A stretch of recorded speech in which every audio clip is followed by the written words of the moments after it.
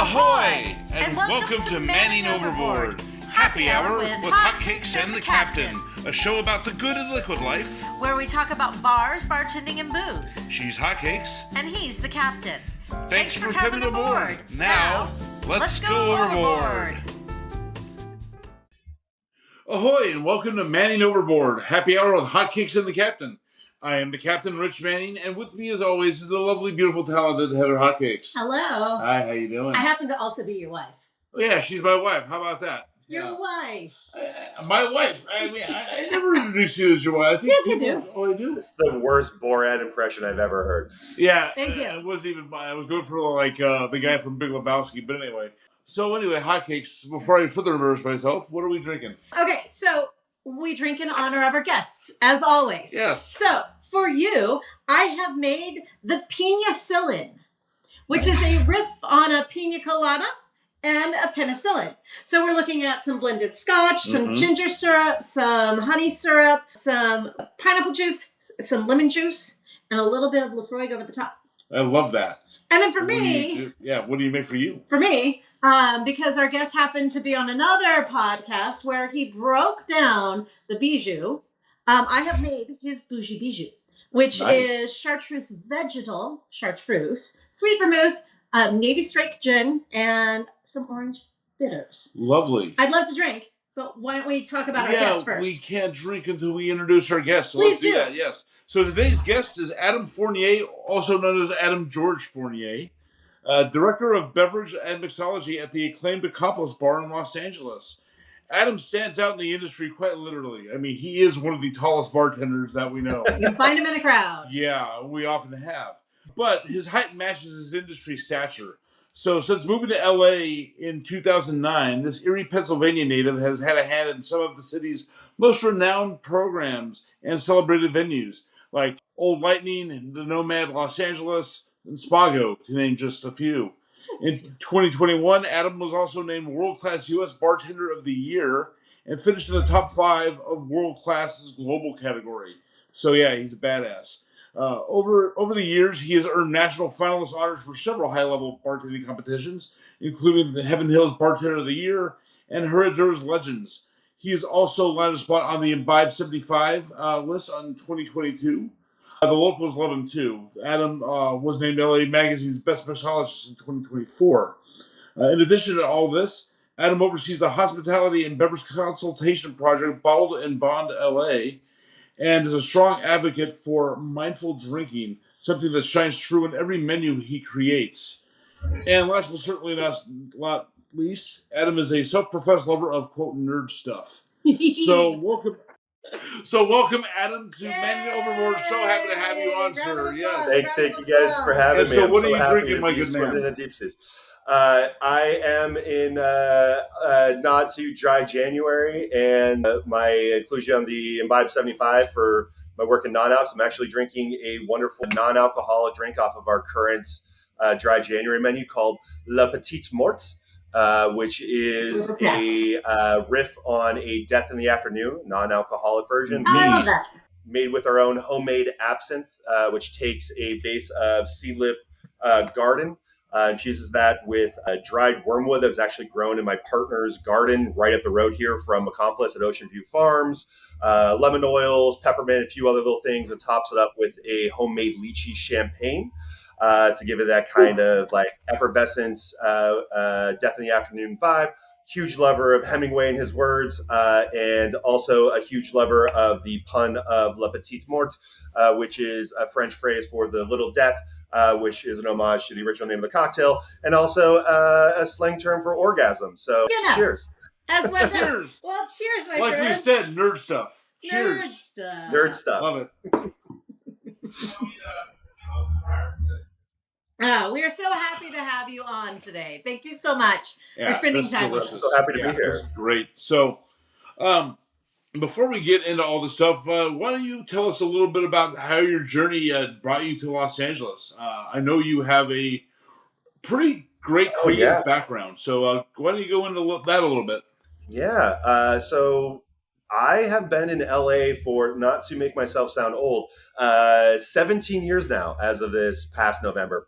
I drove cross Wow. country in my tiny beat up Toyota to be an NBC page. I Oh, wow. studied theater in college. I am technically a classically trained Shakespearean actor, which, as I always say, perfectly explains why I've been a bartender for over 20 years of my life. Exactly.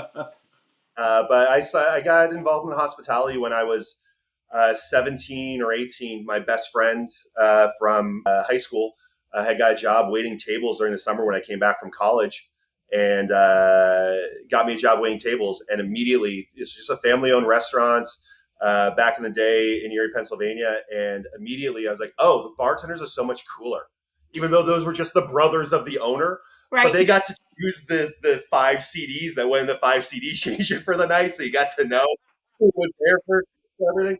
And I was like, oh, if I'm going to do this for a while, I really want to learn how to do that. And I give a lot of credit to my dad, who knew that was something I kind of was like, oh, I want to do that for like a part-time job. And when I came back the next summer or the summer after that, when I was 20, got me a job as a part-time bartender for one of like 5 things I was doing during the summer at a local tavern that was like a sports joint that we had been going to for a long time. And they hired me thinking I was 21. So that was my first bartending. But even then, it was like I was really fascinated with the idea of making cocktails. I went to Barnes and Noble and bought like the bartender's little black book that I had for years and years and years. And I was the guy who, like, people would come, he's like, hey, find something in the book and make it for me. Because this was back in the day where like the specialty cocktail was, we had one, it was called the Black Knight. You just poured liqueurs into, it came by the pint or the pitcher. You poured liqueurs and simple syrup and a sweet and sour into a glass or a pitcher until it looked purple. And that was the one specialty drink. So that gives you an idea. But I was always very fascinated with what was going on for it. So I just kind of did that. And I moved out here to LA to be a writer. And as an NBC page, I worked for the studios for a long time. Then after a couple of years, I had a little bit of a health scare. And I left my desk job and I didn't know what was coming next. So I was like, well, let me find a bartending gig to help me cover the gap until I figure out what comes next. And it turns out what came next was this.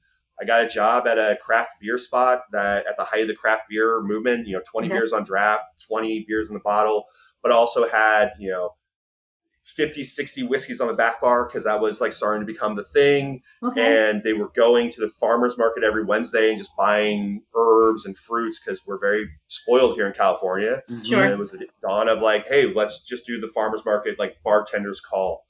And I got hired at this place and I threw myself into it because I needed the work. And within 2 months of me being there, the bar manager left and recommended that I be the one they put in charge of it. And they put me in charge of it. And I got a year crash course with no one looking to just kind of like figure stuff out, not just from like how to make drinks, but also management, P&Ls, inventory.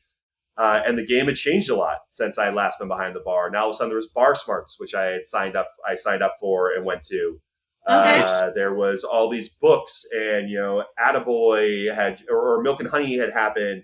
And Comme Ça had happened out here in LA. The Varnish was just opening. So it was like this moment where it was like, oh, okay, all these things that kept me interested beforehand are suddenly available and you can learn and you can start teaching them and go for it and start telling the stories. And what happened for me was I was in front of the bar all the time. The thing I hated the most was saying, I don't know. When someone goes, well, why is that whiskey $12 and that one's $25? Or is this 12-year-old scotch really that much better than a 30-year-old scotch? I hate saying I don't know. So I really just started teaching myself and learning and using every opportunity I could. And as I moved on to my next places like Ariel on Main Street, which I ran for a long time, doing things like Whiskey Wednesday to just promote brands as a way to educate myself and the people around and experiment on cocktails. And just been very fortunate to continue to grow and meet the right people and be encouraged by the people around me to find the stories to tell, to create the moments of hospitality. So I love that. No, that's awesome. So obviously you graduated from Syracuse with your degree in Shakespearean acting. How does your theatrical training help you when you're behind the bar? Oh, I would not be able to be behind the bar without it. It is. I had a friend once, far too long ago, tell me you're never as cool as you are when you're behind the bar. And I stand by that to this day, like 15 years later, because there's a little bit of a character that goes along for it. So it's a performance. It's paying attention to the way your body moves in space, not just for how it looks for the guests, but how are you moving with the people around you? How are you moving through that space with your bar back, your fellow bartenders? How are you putting things back? How are you rearranging things on the back bar? It's attention to detail along those little things. It's about keeping eyes out for guests and keeping your space clear, your mise en place. But the philosophy I think is most effective for me is twofold. One is competition and education, and the other is prep and designing menus. So as you guys mentioned in that very glowing intro, I was a huge competition bartender, and it was a way to kind of get back on stage in a lot of ways and tell stories through liquid cocktails and weaving the stories of what the idea of this cocktail is through all of these, but also education, being able to weave the story of what is this brand versus these flavors versus this technique into stuff for my staff. And then also have that on the back end for my guests if they ask about it, because people are very interested in that in the days of Food Network and the celebrity chefs, celebrity bartenders. But I think the biggest thing that's been successful for me in terms of my career is how I treat prep and menu design. I talk about this all the time with my staff. I think about it as a stage performance with our rehearsal. So when you're making the drinks during service, that's the performance. That's being on Broadway. And you want to hide as many things in the wings as you possibly can. You don't want them to see the months of sweats and mistakes that went into creating that illusion of that moment. They want to feel like it's the first time. So your prep, your ingredients, all those things are things that should be done ahead of time. So I'm a very big believer in how much work and effort and complexity can I create in my prep and my ingredients beforehand, so you're still getting a very quick, approachable, delicious cocktail. Because at the end of the day, flavor is king. If the drink doesn't taste good, doesn't matter your story, doesn't matter your technique. How do we deliver that in a way that someone can just walk in, not know anything about the program, not know anything about me, look at a menu, go, I want that drink, get it, go, that's delicious. Tell me more about it. And now we get to tell you about that. Sure. It's kind of the rule of threes. It takes 3 times for someone to become a really good regular, lifelong convert to your location. And jokes best come in groups of 3, 7, and 11. So I always say, like, I used to use the old fashioned as an example back in the day before everyone could make a good old fashioned. It was like, I just want to make a really good old fashioned. And I want it to be something unique about the venue. Not like necessarily change the flavor, but like thinking very thoughtfully about the whiskey. So like way back in the day we would do single barrels of whiskey back when you could still buy those all the time. And make a really good, solid, old fashioned and approachable price. Don't think about it. Come in for happy hour, get it, boom, done, go away. I actually want you to go somewhere else that night. And I want you to order an old fashioned, and I will go, oh, it wasn't as good. Next time we're in this area, let's go back there. And then the next time you come in, it has to be just as good. So consistency and rehearsal comes into that as well, because I need to be just as good, because now they go, oh, okay, yeah, this is as good as I remember it last time. And then the next time they come back, because they go, hey, I remember it's being good 2 times. They come the third time, they go, why is this so much better than it is somewhere else? And now we can talk about the syrup or the technique or the sourcing of the barrel, because now you're interested into it. So now not only have I created someone who wants to talk about it versus us telling you about it, which might drive you away, I've also created someone who wants to come back to maybe experiment with the place 3 or 4 times. That's going to help keep the lights on, because we are a business and we require people coming back to be able to pay that rent every month. So even if you're coming in spending $20 every 3-4 weeks, that's contributing to it. And then I can build that into it. And I'd rather have that than a one-off, like, big swing, drink an entire bottle of Pappy and never see you again. Sure. Oh, that's great. And I would imagine some of your theatrical know-how really helps during service. Like, the one thing I think of is, like, keep the bar clean. Like the old rule is, like, if you drop a prop on stage, you need to figure out a way to get that off the stage quick, because the place suddenly becomes all about the prop. It's like that's sort of like a dirty glass or a napkin or something like that, right? Yeah, you have to have a reason for why that prop needs to be picked up in character, that makes sense in the space where something happens.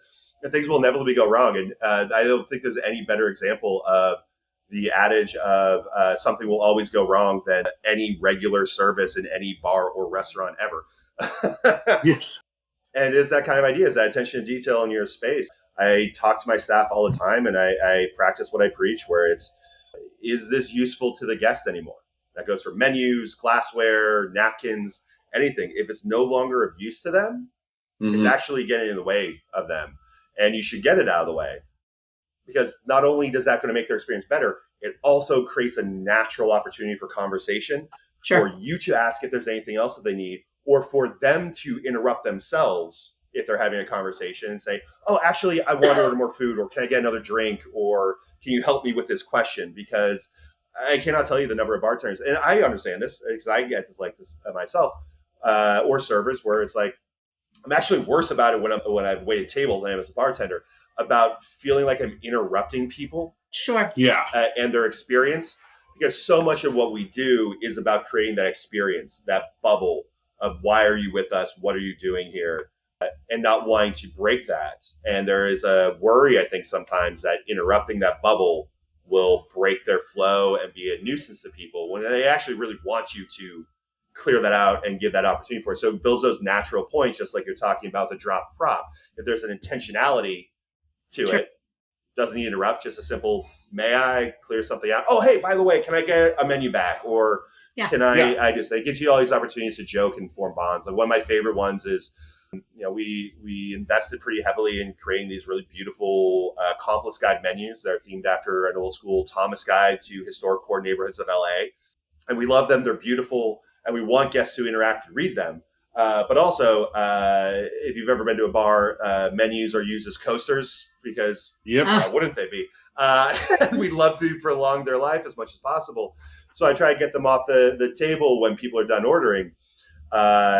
And there's a lot of people, like myself included. So I was like, oh, can I hold on to that? I'm always like, I swear to you, I promise you, I will bring it back if you ask.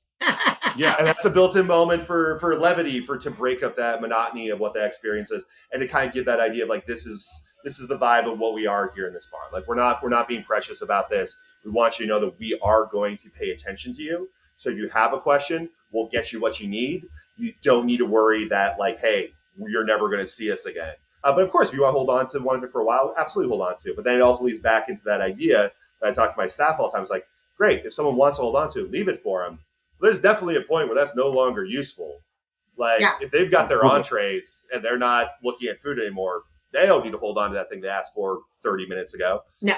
And also things like, the very last point of that should be when you drop the check at the lace. If someone asks for the check, you can assume they don't need the thing that gives them prices to order more things for anymore. So maybe get that out of the way, which then leads back into that idea of hospitality as performance, but also thinking ahead of, great, how can I clear out this space as much so your ending of your meal is as enjoyable, clean, and distinct as the beginning? And then also from an operator standpoint, how quickly can I clean off this table and turn it?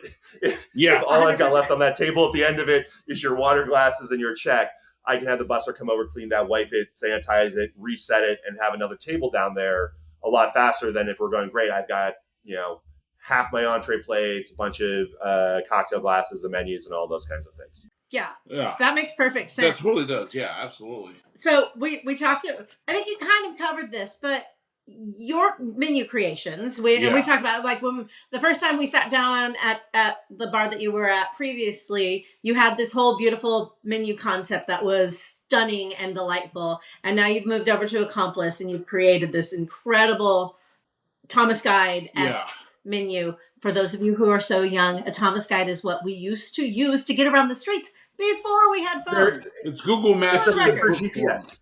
For the record. But tell me how your writing prowess helps to develop those menus.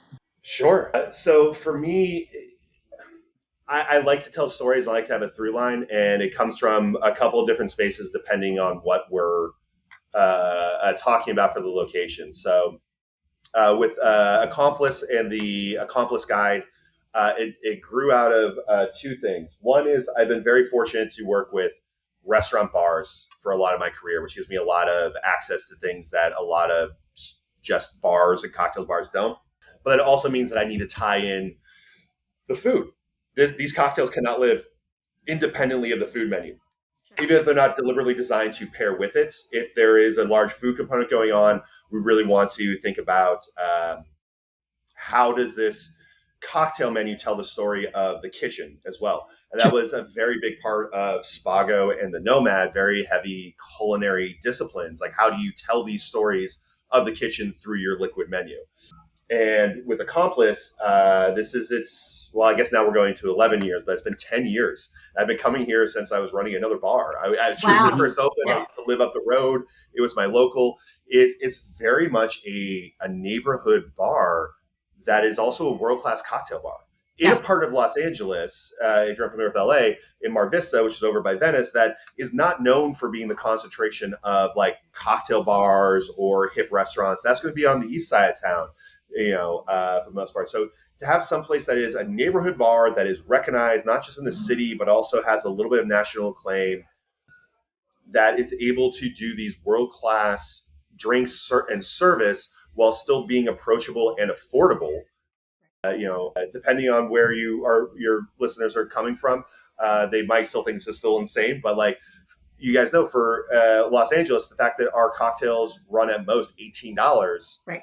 Yeah, it is incredibly affordable for what Los Angeles is. For the most part, you're coming in for our Bartenders Playground happy hour. You can get some for 10 to 12, and most of our stuff runs like 16. So that's a very big point of pride for us. So we're like, okay, how do we represent a neighborhood that is aspirational and pay homage to Los Angeles and the cooking?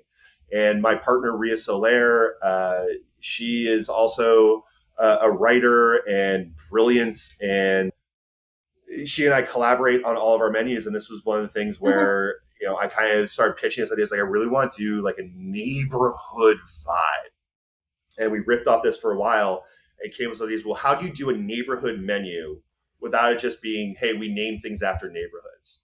Right. How do you tell a story of neighborhoods? How do you tie that together? And came up with this through line of trying to say, hey, we're traveling through Los Angeles. How do we tell the story of what Los Angeles is, not just from a physical point of view, but also from a timeline point of view? Yeah. So we came up with this historic core neighborhood guide. So like I came up with the idea of like the historic core, and she was like, oh no, you got turned into this Thomas guide vibe. That sells it, so it's not just that full nerd. And it essentially becomes a travel guide to LA. So it's your cheat sheet of, hey, here's your cheat sheet of the cocktails, but then all of the cocktails are themed after historic neighborhoods of Los Angeles, both where they started and where they ended up now. So they're drawing inspiration from kind of where they started and what they've developed into. And they're arranged in chronological order as they take prominence, and they all interact with each other. And even the non-alcs, because the non-alcoholics are clearly a large part of what I love to work through. Yes. Are playing to that theme. They are LA ghost towns or could have been. So the example I always use is, our downtown-esque LA cocktails, our business district, Little Tokyo. They became martini-style cocktails because that makes sense. The business, the 3 martini lunch and Little Tokyo with this kind of Jim Martini vibe. It's like, okay, well, when you start looking at that as a theme, you see that's going on. You go, okay, well, the Miracle Mile is another major historic part of Los Angeles. It's part of what led to the western expansion of Los Angeles outside where it was formed in around the downtown area. And no one thought it was going to work. It was a business district to rival the downtown business district. That's why it was called the Miracle Mile. It was a miracle that this mile of street worked. Actually, but it was also the first place to have ordinances to define that, hey, signage needs to be seen from a car. Here's required parking for the businesses. So it starts defining what the expansion of Los Angeles looks like. So if you look at what kind of drink is going to rival a martini, well, that's where our Black Manhattan old fashioned style ends up. Sure. And that makes sense. And then you tie into the local Miracle Mile bitters from Louis Anderman, who made us a custom batch of ume bitters because I had some around. He didn't have enough ume around to make them this year. And then you look at like our non-alcs, so stand that down in alternate timeline, the place where it actually makes sense to put downtown Los Angeles, if the Spanish colonials, they come over the mountains in a different way, would be at the Port of Los Angeles, right around the Port of Long Beach, because big old port, massive spaces, things like that. So, okay, that's our non-alcoholic martini.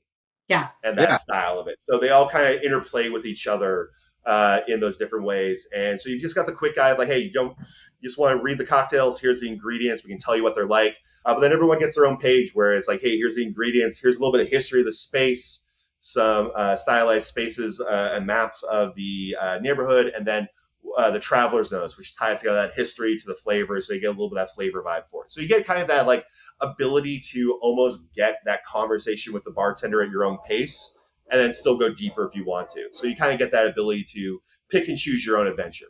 Do I just want a cocktail to go with my food? Awesome, great, we're done. The other through line that came through that to tie it back to the food is every cocktail uses an ingredient that is either currently used in the kitchen or flavor matches to something that should be used in the kitchen. You know, we're Taiwanese soul food. So everything has something that ends up being like, oh, here's a little bit of yuzu, or a little bit of lemongrass, or here's the rice wine vinegar. Like there's always something that makes sense that pairs with the food. So even if it is a dirty martini, we're using shiho koji to help bump up that umami as part of the brine, because that's used in the cooking. So even though you wouldn't think of a dirty martini as like a Chinese food, Taiwanese food cocktail, that cocktail still lives in the space of having something that ties together for it. Another thing that I'm very proud about with this menu is that it accidentally ended up juice-free. Everything ended up as either a sustainable cordial or something that goes along for those lines. We got about 95% of the way through it and looked at it and went, oh, there's no fresh juice on this menu. It wasn't a deliberate choice. It was just the best way of manipulating the ingredients, looking at shelf length, sustainability, all of these things. And went, okay, well, now we need to lean into that. We still, of course, have fresh juice around for the bar, for happy hour, for requests and things like that. But what allows us to do is then take that juice and turn it into the next ingredients for the menu to allow us to spread out our costs, utilize our sustainability, and ultimately help keep those costs down while still maintaining that profitability we need to continue being an operational restaurant and bar in Los Angeles in this day and time. Right. And also, I mean, you're not forcing an ingredient in there to, you know, because like you said, at the end of the day, flavor's king. And if you wedge juice in there where it doesn't belong, that's going to disrupt that flavor. And then you're not going to have a cocktail as good as it could be. So that makes total sense. Yeah, I'm a big fan of nerdy stuff, as you guys said. Like, I part of what keeps me going is like learning new techniques, trying those out in the back, and I love doing that. And I love teaching people about it with my staff, and they love doing it too. And one of the things I constantly talk about, and the things I try to remind myself about, is like, if I ever find myself doing something just because I want to do the technique, we probably need to shelf the idea. If the technique's not serving a flavor or the serve, it's just for us then. So the example I love to use is draft cocktails. Yeah. A lot of draft cocktails. There's a good argument to be made for a lot of them. You know, it helps with speed of service, batching, consistency, all those kinds of things for it. But if you're putting something on draft, there's a lot of tools that go along with that can change the texture of that drink. Yeah. So why aren't you utilizing them? If the only draft you have is a CO2 push draft, like for a traditional beer line, your draft cocktail better be carbonated. Otherwise, why are you doing this? And even if it's a nitro cocktail, what can that nitro do to change the texture? Think about like a Guinness on that vibe. So one of the things we've been doing for our happy hour is a reclaimed margarita, where again, we just had this nitro draft set up, and it was like, okay, well, what are we doing with this that makes it interesting? Well, okay, well, people really want a margarita. We really want to be able to offer one for happy hour all the time.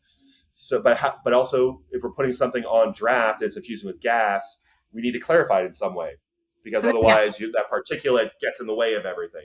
So rather than taking juice and do that, we're making a citrus stock out of spent garnish.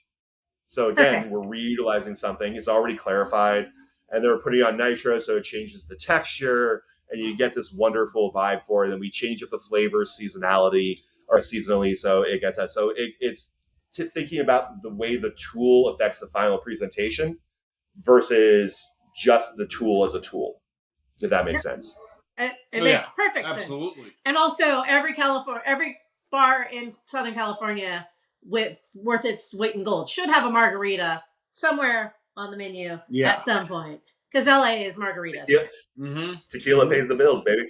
Tequila pays the bills. Most definitely.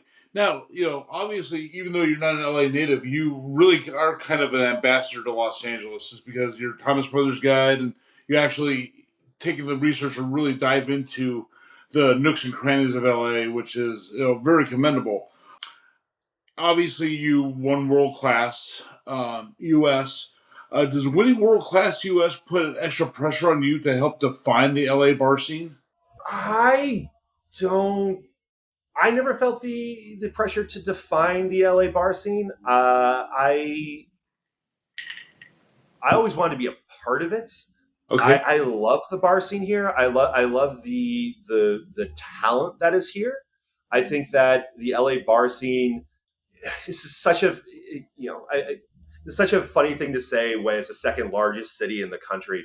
I think the LA bar scene is often overlooked in terms of like the impact it has in versus say like New York or DC or New Orleans, places that have a lot more concentrated city centers. Yes. Yeah. Because it's a lot easier to see a lot of those places in the same night. And you start seeing in LA groupings of like, oh, this is the hip neighborhood right now. And you start seeing those like, nothing against those bars. You start seeing like those bars promoted a lot because people come in from out of town and they're like, oh, you got to go to this place. And that's the place they know. So it kind of starts this cycle. And what I love is having been here now, I've lived in LA as long as I lived in my hometown before I went to college. So I pretty much consider it kind of like the split of my life. I lived in Erie, Pennsylvania until I was 17 and went to college. I had my gap years and now I've been LA.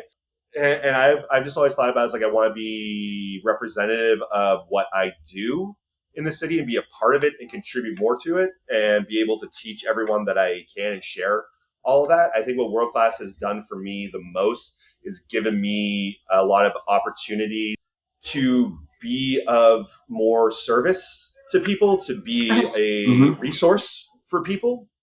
And I always encourage people to, apply to the competition and use me as a resource. I will answer any questions up until I know I'm judging you. And then I'm like, hey, I can't bias on that because we don't want to go for it. But so what I would say is like what World Class is, it's allowed me to represent LA in a lot of ways that I am very proud of, that I hope to continue to get to do. I don't think it's given me more pressure to be representative of LA, but I think that having been here and spent my bar career so much here in my life here, that the city is inexplicably or inexorably twined into myself and what I do and how I create drinks. Sure. That when I get to share that, it represents what I think, what my interpretation of LA. And we're very spoiled here. We get the best produce, the farmers market, like literally outside of Accomplice is the Mar Vista Farmers Market, which is my local farmers market for like 6-7 years. Happens every Sunday. I can walk out there every Sunday if I want to do some R&D and grab some stuff and figure out what's going on. And one of the cocktails that's on the menu right now actually pays homage to that and ties all of that together, because it was a cocktail that was developed for World Class for my global run. Kettle One, the bartenders vodka always does a sustainability challenge, and they tasked us to create a local sustainability effort. And I created a program called So Fresh and So Clean, which would take leftover produce from farmers market to create syrup. So that's great. Something that blew my mind was that we all love farmers markets, but like up to 40% of the produce or fruits and vegetables at farmers market can go to waste at the end of it because they can't take it away somewhere. They can't do something with it. Yeah, that makes sense. From health code reasons. So there's a lot of organizations that do what's called gleaning, GLEAN, where they work to take those leftover produce and fruits and give it to housing insecure, food insecure people. But what often ends up happening is you end up with 50 pounds of green beans or 100 pounds of oranges. You're like, well, no matter how much I want to do something with this, I can't.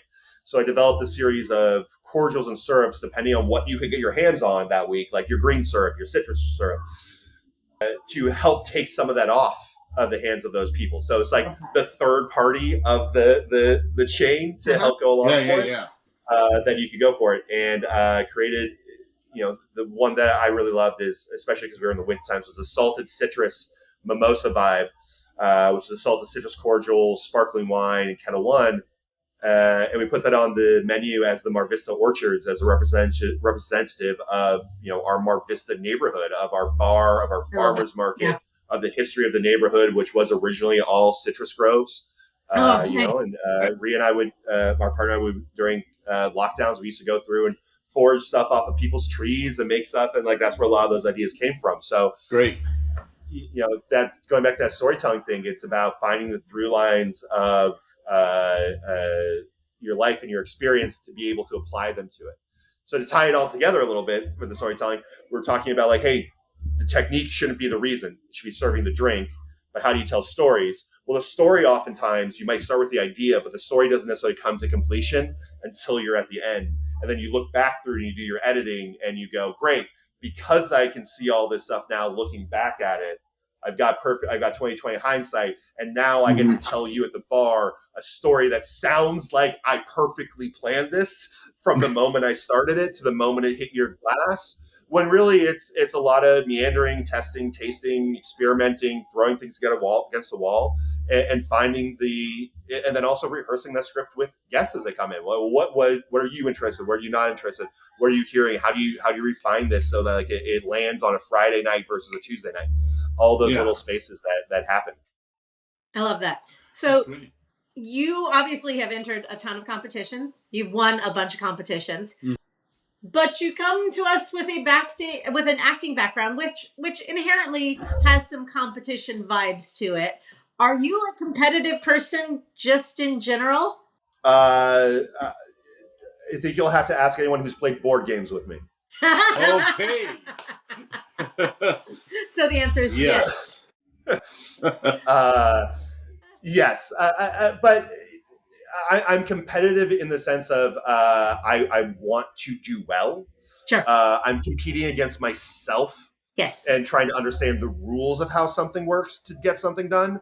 It's not Monopoly where I want to crush you. It's I want to figure out the optimal strategy to get the most points so that I win, not that you lose. Correct. If that makes sense. I understand completely. That makes sense. Which is why I often fight over who gets to explain the rules of the game. Oh yeah. Hey, we need people like you, Adam, because it takes me like 3 hours to explain the game, and it's terrible. That's why Heather doesn't play board games with me that much. No, I can't do it anymore. Yeah, sorry. It drives me crazy. I'm also the competitive one in the group. So yeah. Yeah, never would exactly. So one more thing, just about you working in beverage consulting. You and Ria work in beverage consulting. How is that different than running a bar program? So consulting, developing programs is different than running a program because you're being tasked with someone else's story and adapting your skill sets to give them what they're asking for versus being the director trying to create the story, if that makes sense. So when you're running the beverage program, ideally, if you've developed the right relationships and the right rapport and back and forth with your chef, with your owners, with your staff, what you're doing is you're directing the narrative. You're working together to tell that story. You're telling the story of the kitchen, of the beverage, of service, of hospitality, of a night out with your regulars, and you're giving that story and tools to everyone, and you're evolving it constantly. So you're getting to think about like, okay, what are we doing? What's the story going to be in 3 months, in 6 months? What's the story next week? What are the pop-up stories, these little moments for it? When you're doing beverage consulting and working on menus for people, it is more of I don't want to say more of a partnership, but it is a partnership where you are more of the lighting designer or the choreographer or the set designer versus say, the director or the writer, if that makes sense, to continue this theatrical thing, which has been fantastic. Yes. Where it's someone's telling you, this is what I need this to look like. And you go, great, this is the skill set I have to make it look like that. Does that work for you? And for some people, they go, you're very skilled, but that's not the elements that I'm looking for. And I can tell that this overarching element isn't what we want. We're going to go with someone who has a closer vibe to this. Great. Awesome. We love that. But then it's working to find those moments of saying, okay, this is what you're looking for. This is how I interpret that. Tell me if that's close to what you're looking for. And then we'll feed it back and we'll go back and forth for it. And it's also a shorter period of time. So it's more of that creative pop. So again, to continue the metaphor, running the program would be like putting up your Broadway show or your national tour, something that's going to continue for a long time. Right. Will change, will tweak. You might sub in different actors, but you're going to continue this same through line. Versus consulting is more of a one person show, or more of a let's take one person show. It's more of like an Edinburgh Fringe show. Yes. It's experimental. Yes. It's meant to live a little bit of the moment. They might run with it for a lot longer. They might interpret it in their own way afterwards. But like what you're doing is putting up is saying, this is the best representation of your story that you've told me that I can give to you. Yes. How do you like it? And they go, love it. Tweak this. Great. Done. And then you kind of walk away from it and you try to check back in. And hopefully what ends up happening is you build these long-term relationships where they go, hey, we'd love to have you come back in to tweak 25% of this. Or, hey, we're doing a whole relaunch. Would you like to come back and do this? And build those long-term relationships for it. But it allows to flex that creativity in a way that is a different kind of challenge. Because one of the things that happens when you get to run a program is you can shape it in your own way. So the confines and the parameters are often set by you. So you start thinking a certain way. You know what I mean? Right. You start thinking about like, this is how I do things. This is how I want to do things. And when you're consulting on a program or designing it for someone else, they're setting those parameters. So you're bouncing around inside the box, and that can spur creativity in a lot of different ways. I've often found that creativity comes from the constraints more than the freedom. Yeah. We hear that all the time. You have to adapt into it. Yeah. So finding those moments of, giving that right deliverable while still feeling like you stay true to what you wanted to do with that is where it goes from that. Yeah. I love it. Oh, that's great. Well, we are pretty much coming to the end of our conversation, but we like to ask our bartenders, our friends that we are interviewing, a couple of questions as though we were at your bar. As though we were at Accomplice and sitting at the bar, and we've been there for an hour. Which you've never done. No, we've never done that. No, sometimes we go 2 hours. No, but we call them the last call questions. We do call them the last call because we understand the bartenders have the key to the city. They understand the hospitality. They know where to go and what to do better than anybody else. So we've been sitting at the bar. We want to go for another cocktail. Where are we going to go? Where are you going to suggest that we go get another delicious drink? Fantastic. So if you're staying in our area, part of town, I'm going to highly recommend you go to Hatchet Hall / Old Man Bar. Yep. Pretty close to us. If you are from New York, you can do the long block walk to it. But if you're from LA, you'll hop in your Uber or Waymo. Phenomenal, more Southern comfort food, well-crafted cocktails, great back bar. And the Old Man Bar is the dedicated whiskey bar in the back. And it doesn't hurt that the program there is run by one of my dear friends, Dave Purcell, who was the other bar manager at the Nomad with myself, also comes from a long line of LA bars. So having the two of us like in the neighborhood kind of bouncing off each other is really, really phenomenal. So I highly recommend that. I also, if you are on our side of town, there's a decent chance you might be heading to the airport on your way out of town. I highly recommend one of my favorite places for happy hour. It's my local spot right up the road from our house. It's called the Manchester, which makes a great martini and has a phenomenal happy hour burger. Good to know. Oh, that's great to know. Okay, which leads me to the next question. Where am I going to get a burger in the city? Burger in the city is Hanano's, hands down, on Venice Beach. No questions asked. Hanano's. Wow. Okay. Hanano's really quick and direct and authoritative. Oh no, there's never a doubt in my mind with that question. I mean, close second is Apple Pan, but Hanano's is old school LA local dive bar, still like sawdust on the grass, local cover bands playing. The grill up front is one of those things like, hey, we may have washed this once in the past 10 years as part of the magic. Yep. You know what I mean? Like it's one of those local places. Amazing. I'll tell you how amazing this place was. So when my partner Ria and I started dating 10 years ago, she has a much more refined sense of the world than I do in a very, very good way. She's made me a lot better. And there were a lot of places I would take her because I didn't know any better. And she's like, why are we here? And Sure. I was afraid to take her to Hananos for a very long time because I was very afraid that we were going to go there and she was going to be like, we can't come here anymore. Because it meant I was like, I need to come here for my Right. burger. Because if you say I can't come here, then we're Yeah. And what happened was we went there and she looked at me. She said, why have you been keeping this from me?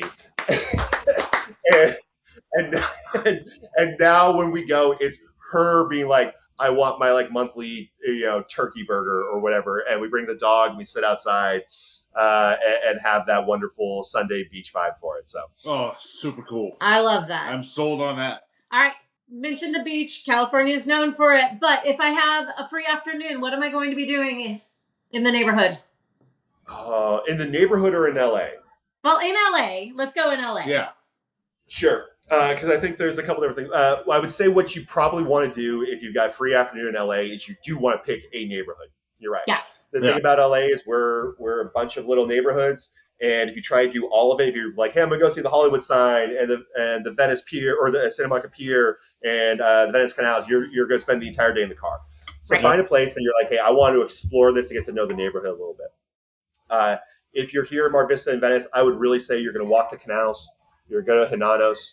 And you're going to go to probably Bell's Beach House or Simone for a drink and a little bit of an extra snack there down by the beach. But if you really want to see some of the things that make LA unique, I highly recommend taking a day and going to Griffith Park, one of the largest green spaces in the country inside the metropolitan area. And the story of how it got donated to LA and Griffith Jr. or whatever his name was is absolutely insane. And then you can go up to the Griffith Observatory. You can get a great view of the city. You can see the Hollywood sign. You can see downtown. And there's so many wonderful spots to be able to just pop in for food or a drink, glass of wine in the afternoon or a non-alcoholic beverage, all those things. Like that would be kind of thing that I would recommend if you're like in LA and you want to get a sense of what people in LA actually get to experience. That's not just the city. Yep. Awesome. Okay, so what is one thing that people should eat in LA? One thing that people should eat in LA? One place. One place. People should go to eat. One place? What's one thing? Where's the tacos? Tacos. Yeah. Where's the one place? One place. Okay. I'm going to cheat. I'm going to say two. Do it. Okay, my first choice is Osteria Mozza. Oh, yeah. I think as like, the evolution of California cuisine, started by Wolfgang Puck and Spago, moving out, like, I think Osteria Mozza right now is probably doing one of the best representations of what really phenomenal California, Los Angeles cuisine can do while being elevated, but not like, oh, we're going to beat you over the head with price. Sure. Like, it's really, really great. The second place I would say, because I have to cheat, is I would say Musso and Frank's. Because if you want to see an example of everything that's ever been on a menu for 120 years, right? That's still being made, you can go to Musso and Frank's, get the rare bit, get the Caesar salad from the 80s, get all this stuff, and get a phenomenal martini. Get a martini. Half the staff's been working there longer than you've been alive. So, it's another one of those pieces of like little history for it. So modern, old school. I heard that they're on their third or fourth chef. And they've been around around because I believe that. There. Yeah. You can also order a dish I don't remember what dish it is, but it's listed as Charlie Chaplin's favorite, and they mean it because Charlie Chaplin was. They made it because it was like there's like the number one item from every decade since like the 1920s on the menu. So, have you ever sat at the Rolling Stones table? I haven't sat at the Rolling Stones table because when I go, I sit at the bar. Yeah, me too. So, yeah. All right. And then last question, where am I closing out the night with the beer and a shot? Beer and a shot. I hate to say this because I don't want more people there, but Tiny's High Dive over in Santa Monica. Yep. We'll get that to Chicago ourselves. style. I know, right? Chicago style dive bar that actually does it right. And if you hate yourself enough, they got the Malort on the back bar for you.